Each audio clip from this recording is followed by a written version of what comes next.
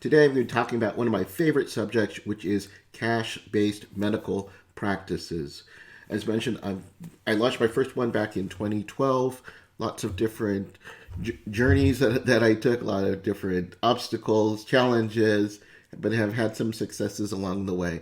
And since then, I've done some consulting on the side to help other physicians start up their own medical practice, whether it's a medical spa, whether it's a functional medicine practice, a telemedicine practice. I've done a lot of these different things, and if you're looking to learn more about it and want to really go in depth in doing it, I think the best way is to actually being there in the trenches. That's why in May I'm having a special workshop for those who are looking to start up their own insurance-free practice or looking maybe just to add some cash-based medical services to their existing practice. You'll be with me for 3 days. You'll actually get to come to my clinic, ask me any questions you want, ask my staff any questions that you want. And I really think it is a great foundation for you to get started on your practice. If you want more information about it, we'll leave a link here in the show notes so you can find out and how you can register. Seats are going fast. Well, with that out of the way, let's talk about the biggest questions that I get about starting up your cash-based medical practice. And it's in no particular order, but it's one I get time and time again. What type of medical practices are most in demand for cash-based medical practice? Well, there's so many different types of services. I think I counted one time and had over 30. Everything from your aesthetic clinics and med spas. Those are all ones that are often commonly associated with cash, to weight loss clinics, to disability type clinics, evaluations, DOT evaluations, to LASIK surgery. It really comes down to, a better question is what types of services are you particularly interested in?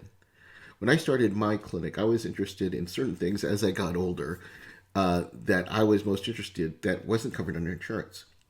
Things like how can I live longer? Functional medicine I was interested in. And medical weight loss is another subject that I was interested in. And I remember when I was in primary care, we actually had a cash-based medical service for weight loss. It was using Medifast shakes and such, and they had to pay for cash. Some patients did.